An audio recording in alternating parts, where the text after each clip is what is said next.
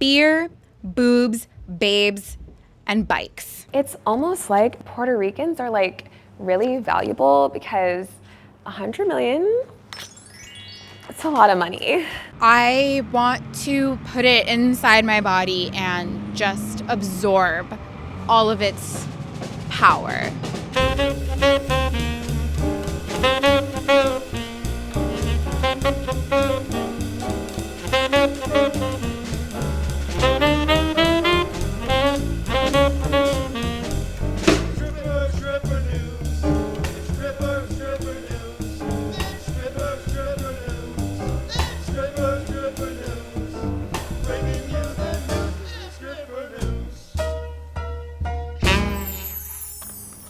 Hi, I'm Ruby, checking in from the Stripper News HQ in the 6, Toronto, baby. My beat is money. Yeah, money. My money, your money, and how our money moves around the world.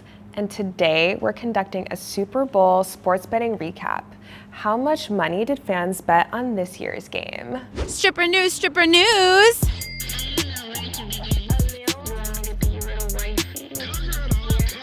Drake, Toronto's very own, bet $1 million on the Patriots winning the Super Bowl on the betting platform Stake, invoking what fans call the Drake curse. I think he might have been plagued with that before the Kendrick beef, but Drake can consider lifting that curse by stimulating the economy in really direct ways, like helping small women-owned businesses by going to the club and making it rain. At least that's what financial experts encourage. Celebs and institutional bettors placed over $1.7 billion on the Super Bowl months and weeks ahead of the championship. That's kind of like betting that your best regulars are all gonna show up on your birthday. Possible, but not guaranteed. That meant the average John who made a $100 bet in the fall of 2025 stood to win a potential $300,000 at this year's Super Bowl. But this unprecedented game day betting doesn't stop there. Sports betting hobbyists also wagered unprecedented figures on game day attendance, betting more than $39 million on which celebrities would be attending the big game. But the biggest financial draw was Bad Bunny. More than $100 million in bets were placed on Bad Bunny's opening song and $45 million on which artist would perform with him on stage. Nueva voz! It's almost like Puerto Ricans are like really valuable because 100 million, it's a lot of money. But who are the real winners of this year's Super Bowl sports betting? Countries and states with legalized sports betting are set to gain billions in tax revenue to government budgets. And for many governments around the world, sports betting is a lifeline for public funding, allowing lower tax rates on small businesses and citizens at every income level. If you think it's possible for Drake to lift the curse, comment below. I want to know how much money you think he needs to spend to finally be free. Governments want you to be able to spend your money, stimulate the economy, and, well, make it rain. But does that mean sports betting is actually a no-lose game? Well, data researchers at the University of California Consumer Credit Panel found that legalizing sports gambling decreased consumer financial health. We don't want that because we want to make sure every citizen has enough money to live a thriving, financially stable life where going to the club and making it rain on your favorite dancer is no big deal, but either is owning a home or generally feeling safe. But the only way to make sure consumers aren't in harm's way and that governments have enough resources for roads, public schools, and loans for small businesses is to tax billionaires. But we're still waiting on that policy in the United States because it would make billionaires sad. Hey, let's get out of the club and into the streets. What's our on-the-ground correspondent got to say? He's rolling all over the ground, all dirty in the mud like a little pig. You always sound like the auctioneer, though. Yeah, I know, I do. 5, 5, how about 10? Gonna get a little bit of 10, maybe a little bit of 20, 20, 20. Do I see 20, maybe 25? Hi, I'm Luna. I'm here with stripper news coming to you live from Pumps, Brooklyn. Pumps is my home club. I've been working here for 3 years, which in stripper years is an eternity. And no matter how many other clubs I visit, I always come back to Pumps. This is my locker. I'm an old maiden, so these are my baby little stripper heels that I wear. Here's my money bag. This is my Pepto-Bismol because hot girls have IBS. And here is my mouthwash so I don't scare the customers away. Hi! Pumps is a really special place. It's been open for more than 25 years. It is a staple of North Brooklyn and East Williamsburg. In fact, I think the lore says that when Pumps first opened, a couple of people in the neighborhood were very upset that there was gonna be a strip club in the area. And one guy got up and said, "There goes the neighborhood." And the Pumps logo infamously says, Pumps, in quotes, there goes the neighborhood. And it's true, we are very much a neighborhood bar. Pumps is a bit of an institution here in Brooklyn. If you go to Trader Joe's, you will see someone wearing a Pumps shirt. Our merch is really popular. Some people come to the club just to buy the merch. I feel some type of way about that, but I do love walking down Knickerbocker Avenue, seeing some like Bushwick DJ film bro wearing the Pumps shirt. Pumps knows who it is. You know, Pumps knows herself. Beer, boobs, babes, and bikes. We don't have VIP rooms. We don't have bottle service. People know what they're getting when they come here. No cover, you just come in, you grab a beer or like a vodka Red Bull or a tequila soda or, you know, shots, and you watch the girls dance. You tip them when they're at the bar. You get lap dances. You hang out with hot girls. That's what I love about this place. You know what you're getting up front. You know what? If Pumps was a horoscope sign, she would be a Taurus because Pumps is stubborn. Pumps knows who Pumps is, and Pumps is not going to change for you. Pumps is always going to be the same. No matter what else is going on in the world, Pumps will be Pumps. People go here and try to act funny, and Pumps is like, no. We have a big sign upstairs that says, if you ain't got money, take your broke ass home. We love that sign. I wish it was bigger.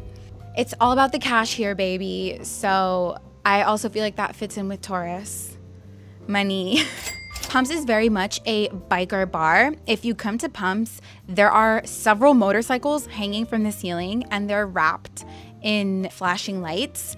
The owners are really big into bikes. A lot of like biker clubs will come here and they'll all be wearing their biker jackets with their badges. And it's really cool because that's like a part of New York that you don't really see anymore. And that's something I like about Pumps a lot, is it's kind of like very old New York. You know, so much of New York has gentrified. It's changed. I was born and raised here probably around, I was probably born around the time that Pumps was created. So I feel like it was just waiting for me to appear one day. And when you step into Pumps, it feels like being in Brooklyn, like pre-gentrification. And I think that's really cool. Stripper news. Oh my God, you guys, I just found my new favorite t-shirt. Are you jealous? And I kind of love walking down the street wearing this hat because it just lets people know that I'm sexy and I'm informed. I feel like you don't want to be left out, so you really just need to buy our merch. Remember, buying Stripper News merch is the sexiest way you can support us. It also lets people know that you're better than them because you're smarter and you're hotter. Personally, I love being the best. So I know you do too. Plus, if you really want to be the sexiest subscriber, you can leave us a tip. Just the tip shouldn't be too much to ask for, right?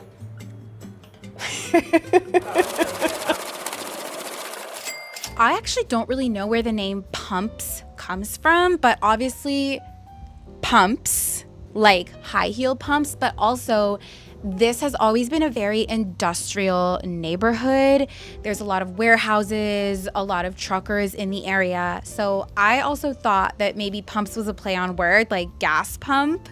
Yeah, and one of my favorite things to do is at the end of a shift, you know, at sunrise, I step out into like the brisk Brooklyn morning. I can see the sky turning from like navy blue to like pale purple. And I love, there's like a giant cylinder outside that says Bayside. I don't know what's in it. It might be gasoline, but I just like love dancing in this neighborhood. I feel like driving home at 4:30 in the morning, I get to see Brooklyn when everyone's asleep and drive through this like old industrial neighborhood. It's kind of really idyllic and cinematic. Now, in order to keep things running smoothly, Pumps has a lot of rules, and I'm gonna share some of my favorite rules with you. In all caps, shave, exclamation mark. Your appearance is what makes you money. It is totally inappropriate for anyone to come to work with hairy armpits, legs, etc. Pumps does not have a specific dress code, so please take it upon yourself to do the basic necessities, otherwise stay home. We've been yelped about body odor, and not in a nice way. Another one of my favorite rules: post on social media that you are working. However, you should not post that the club is dead or that you are a poor, broke stripper. Things are up front around here. We don't beat around the bush. If you don't like it here, please go. There are over 100 strip clubs in New York. This includes if you don't like the following: the way Pumps is run, the customers, the management, or anything else. No hard feelings, just don't come back. My first day here, this sign was here. I can't believe it lasted 3 years, but it says, please watch out for the bartenders. If you kick a bartender while doing a trick and she punches you in the face, the bartender will not be fired. Anyone that uses hand or body lotion and greases up the poles will be lucky to be fired and not beat up. Pumps is all bark and no bite though. Nobody gets beat up here. In fact, I think that this is one of the kinder strip clubs to work at. And part of the reason I've stayed here for so long is because it's kind of really cozy. The bartenders have been working here for years. It's kind of like the mom and pop of strip clubs. The owners are here all the time. They're really chill. We have our little gas station across the street where we get our snacks. They know us, but they don't bother us. There's a cab company a few blocks away that will come pick up the girls. And with Uber, you kind of don't know who you're getting. And a lot of the Uber drivers like make weird remarks when they pick us up from work. But the cab company, they know what it is. They're not gonna f with us. It's kind of just a whole vibe. I love it here. And I think I stay not just for the money, but for the people. A lot of people, dancers, but also customers, they paint pictures for Pumps. They make art that revolves around Pumps. A guy came in here a few years ago. He had a painting of Pumps, and we asked him if we could have one. And he said we had to buy it for like $500. And we didn't buy it. If you really like us, you should like and subscribe. Actually, if you really, really like us, you should leave me a big, fat comment right down there. And if you really, really, really like us, you should leave us a tip. And if you really, really like us, you'll tell your friends about us. And if you really, really, really like us, you should share this with your mom. Share this with your mom. I think she'll really like it. I think she'll like it. I think she'll like you more. I think she likes us. Maybe. I think I like her. I think I like her too. I think I like her. Stripper news. Stripper news. This is Luna with Stripper News, coming to you live from the gas station next to Pumps. Stripper news, stripper news. So many strippers have held this mic. I want to put it inside my body and just absorb all of its power. This is the gas station next to Pumps, and this is where we come to get coffee when we need energy, gum when our breath smells bad, and snacks when we are weary. This is where it's at. This is where it happens. So when I was a baby stripper and I was really desperate for money, I used to work 14-hour shifts, no food, no caffeine, just water and like Listerine to keep my breath fresh.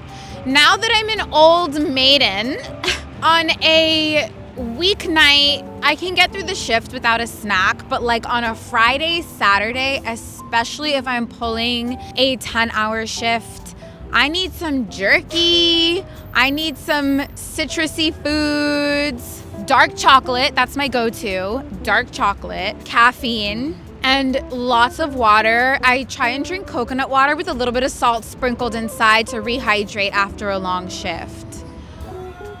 Woo, Brooklyn! I don't know about you guys, but I'm like the ADHD princess of Brooklyn. When I go into hyperfocus, I will forget to drink water for 14 hours. And sometimes when I'm at the club and it's very busy and I'm getting a lot of customers and like a lot of tips and dances, I will literally I won't drink water for hours and hours and hours. And I'll get home and I'll be like, ugh! And I've started drinking coconut water with a little bit of salt sprinkled inside to like get those electrolytes back. I don't recommend not drinking water for 14 hours. But if you can't help it, coconut water. How do I feel about the mission to outer space? Listen, I get it. Outer space is cool. Personally, not for me. I've been to outer space. I've done enough drugs to travel the universe, and I've decided I like being on planet Earth. In fact, there's so much of planet Earth that I've never seen. Most people can't afford to travel. Most people are never going to get to see so much of the earth. And I think about all the things that are being destroyed, like coral reefs, rainforests, grasslands. And it's like, instead of spending all this money going to outer space, why don't you spend money preserving the planet that we already have that most of us haven't even had the privilege to experience? So that's my hot take on the space mission. It's also just like, those outfits could have been a little cuter, not gonna lie. Stripper news! That's all for today. Stripper news! Woo!